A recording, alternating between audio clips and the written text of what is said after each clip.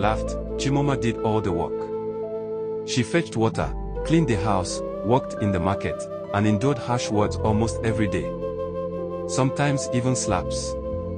But even with all that hardship, Chimoma carried a quiet strength in her eyes. Prince Kuga noticed it immediately. Instead of speaking to her like a prince, he spoke to her like a friend. And Chimoma, not knowing who he truly was, spoke back honestly. That day they talked only a little. But that little was enough. Across the kingdom, another quiet love was growing. Princess Sorina often traveled through the palace courtyard where the royal vehicles were repaired.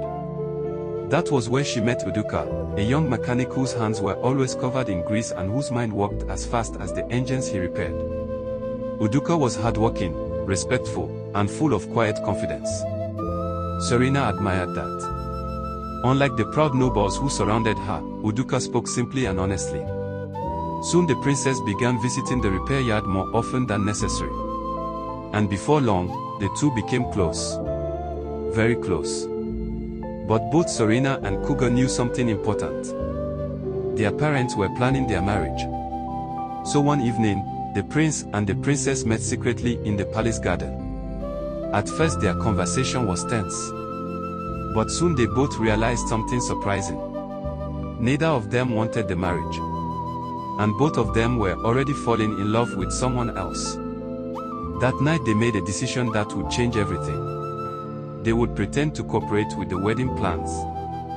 But secretly, they would help each other escape their fate. Days later the royal families organized the grand introduction ceremony, where the prince and princess would officially announce their union. The palace was decorated with silk banners. Drummers stood ready. Nobles gathered in shining clothes.